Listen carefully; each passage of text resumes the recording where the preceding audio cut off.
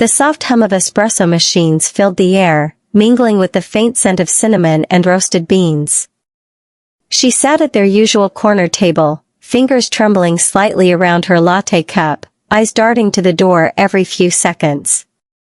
When her best friend finally walked in, hair tied up messily, jacket slightly unzipped, carrying that familiar warmth that always made her feel steadier, the world seemed to quiet down for just a heartbeat. But today wasn't like other days. Today, she had a secret pounding in her chest, one that made her heart race faster than caffeine ever could. She tried to start casually, asking about work, the weather, anything to stall the storm brewing inside her. But before she could stop herself, the words tumbled out in a shaky rush. I just need someone to pretend to be my girlfriend, just for the weekend. The sentence hung between them, suspended in the air like the steam from her latte. Her best friend blinked, then laughed softly, almost uncertain. Pretend? You sure your family's gonna buy it? The teasing glint in her eyes faded when she saw the nervous sincerity written all over her friend's face. She sighed, brushing a strand of hair behind her ear. They'd been after me for years to bring someone home. They think I'm lonely. I just can't face their pity again. Her best friend leaned back, studying her with that quiet, thoughtful expression that always made her feel both exposed and understood. There was a long pause, the kind that stretched but didn't break. And then came that familiar half-smile, the one that always felt like safety. With you, they might. That's how it began, a simple lie wrapped in laughter that didn't quite reach their eyes. Neither of them knew that something fragile and real had just been set in motion. What started as a weekend favor soon began to stir the things they'd both been too afraid to name. Maybe it was the way her hand fit so naturally into hers, or how the act of pretending felt dangerously easy. Maybe it was the way she looked at her across the coffee shop table, the kind of look that made time blur and hearts stutter. As they sat there, the air between them shifted, subtle but undeniable. The world outside continued its rush, people came and went, but inside that tiny cafe, something quietly changed.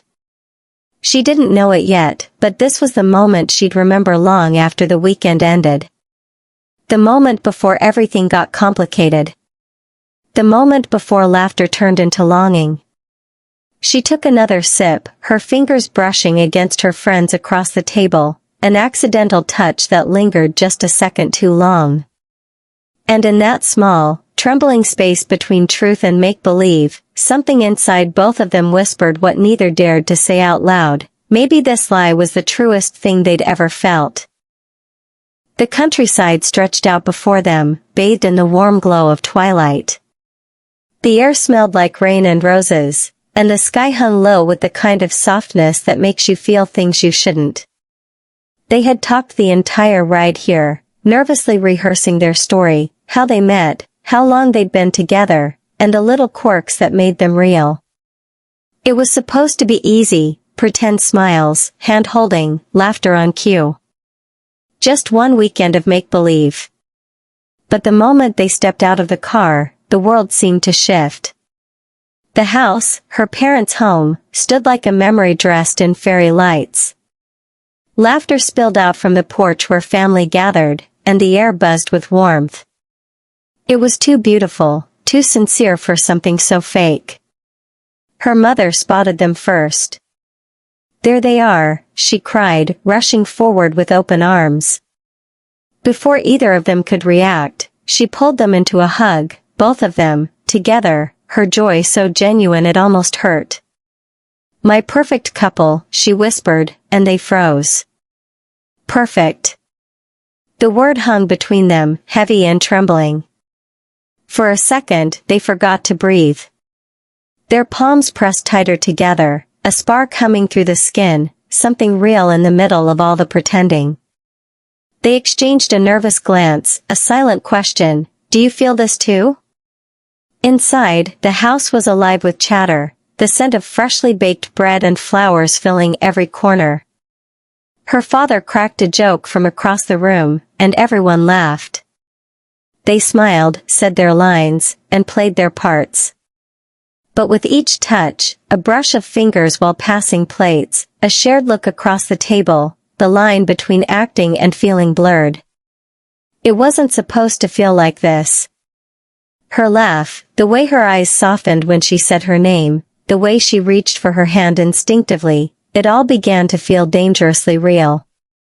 Later, when the noise softened and the house glowed in the quiet hum of night, they found themselves standing alone in the garden. The air was cool, and the fairy lights shimmered above them like tiny stars. Neither spoke at first. Words felt too fragile. She looked at her, really looked, the way the light caught in her hair, the nervous smile tugging at her lips. "You're really good at pretending," she whispered with a soft laugh, though her voice trembled. "You too," the other replied, eyes not leaving hers. Then a pause. The kind that stretches long enough to say everything you're too afraid to. In that silence, it hit them, this wasn't pretend anymore. The warmth between their hands, the ache in their chests, the way everything suddenly made sense. It all felt like falling, quiet, unexpected, and impossibly beautiful. And neither of them wanted to stop. The night was quiet, almost too quiet, as if the stars were holding their breath, waiting for something to unfold. They sat side by side on the wooden porch, a soft breeze tugging at their hair. The plan was simple: rehearse their story, the perfect version of how they met for the family reunion. They'd laughed about it earlier in the day, making up ridiculous details about bumping into each other at a bookstore, arguing over the last copy of a poetry collection, and somehow ending up sharing coffee. It was supposed to be fun. Harmless. Pretend. But now, under the weight of the moonlight, the laughter had faded. What replaced it was something quieter, rawer. So, one of them began softly, tracing circles on the porch railing. "What do you usually tell people when they ask what makes you happy?" The question lingered in the air, gentle but sharp. The other smiled faintly, that kind of smile that hides more than it shows. "I tell them I like sunsets," she said. "And rain. But honestly, I think I've just been pretending to like things that make other people happy." There was a pause, long enough for the truth to sink between them like a stone dropped into still water. The first girl looked at her, eyes catching the dim light, and asked, "So what really makes you happy?" She hesitated, then whispered, "Feeling seen." Really seen. The word struck something deep. Because wasn't that what they both wanted? Beneath all the rehearsed smiles, the carefully planned stories, and the practiced laughter, they were both aching to be understood. The conversation drifted from dreams to fears, from childhood memories to the hollow spaces adulthood leaves behind. They spoke of loneliness, the kind that followed even in crowded rooms. And as they talked, the air thickened, not with awkwardness, but with something real, something neither of them had expected to find. At some point, a strand of hair fell over her face. Instinctively, the other reached out, brushing it aside. A simple gesture. Harmless. But the moment their skin touched, silence grew louder than words. Her hand lingered just a second too long, and their eyes met, really met, for the first time. No rehearsed lines. No pretense. Just two souls recognizing each other in the quiet. The stars blinked above them, as if giving their silent approval. The air buzzed with something unspoken, electric, terrifyingly beautiful. "I think," one whispered, her voice trembling, "we're forgetting this is pretend." "I know," the other breathed, leaning closer. "But it doesn't feel like it anymore." And in that fragile space between fear and longing, something shifted. The porch, the stars, the night, all faded into a blur. All that remained was the quiet truth that had been waiting all along. Sometimes, Pretending is just the universe's way of leading two hearts to what's real. That night, the story they'd planned to fake became the one they could never forget. The next evening, laughter fills the air like soft music. The family dinner table is crowded with stories, clinking glasses, and teasing smiles. She's sitting close enough to feel the warmth of her girlfriend's arm brush against hers, a casual act that somehow doesn't feel casual anymore. They've been pretending for 2 days now, holding hands, stealing glances, whispering endearments that were supposed to mean nothing. But tonight, something is different. Maybe it's the way her fake girlfriend looks at her across the table, eyes glowing in the light of the chandelier, or maybe it's just her own heart, too loud, too hopeful, too reckless. Her uncle leans forward, mischief dancing on his face. "So, when do we hear the wedding bells, huh?" he jokes, elbowing her father. The table bursts into laughter. She opens her mouth to play along, to make it light and easy like always, but before she can, a hand slips into hers under the table. A soft squeeze. A grounding touch. And then that voice, steady, warm, too sincere, says, "She's worth the wait." The laughter continues, but her world stills. The words hang in the air like a secret meant only for her. Everyone's amused, teasing, joking, but she isn't. She can't laugh. Because it didn't sound fake at all. It sounded real. Too real. Her chest tightens, her throat catches, and when she finally looks at her, the fake girlfriend is smiling politely at the family, but her thumb is still tracing small, invisible circles on her palm. The kind of touch that says everything words never dare to. Dinner drifts on, but she barely tastes a thing. Her mind keeps replaying that single sentence, "She's worth the wait." Each time, it lands heavier, sweeter, scarier. When the plates are cleared and laughter fades into the hum of the night, she finds herself in the kitchen, hands trembling as she washes dishes that don't really need washing. Then she feels her presence, quiet, familiar, inevitable. The fake girlfriend stands in the doorway, her expression uncertain, soft. For a long moment, neither speaks. The air between them feels fragile, like one wrong word could shatter everything. Finally, she whispers, "That, back there." "What you said." "I meant it," comes the reply before she can finish. Silence stretches, heavy and trembling. Their eyes meet, no lies, no pretending, no audience to fool this time. Just two people standing in the dim kitchen, hearts laid bare under the hum of the refrigerator. "It wasn't supposed to feel like this," she murmurs, almost to herself. "I know," the other says, stepping closer. "But it does."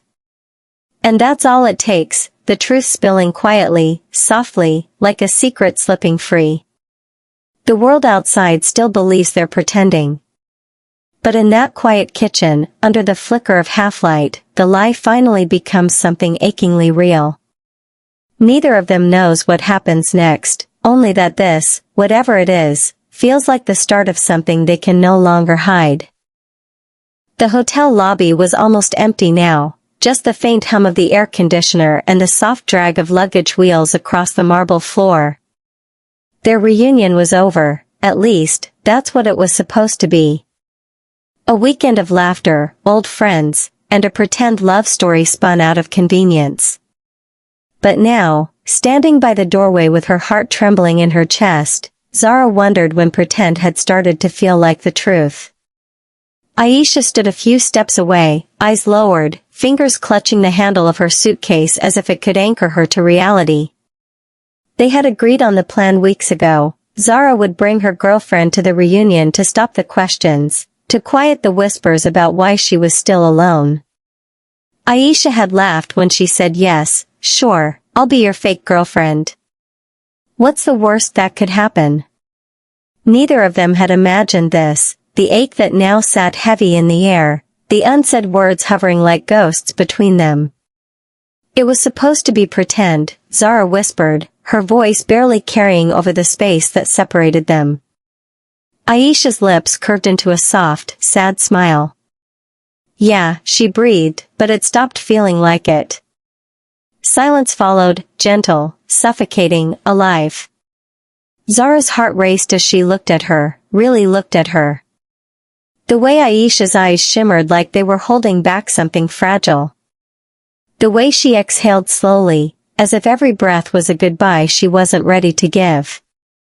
For days, they had played the part, holding hands at dinner, sharing glances that lasted too long, brushing fingers under tables like it meant nothing.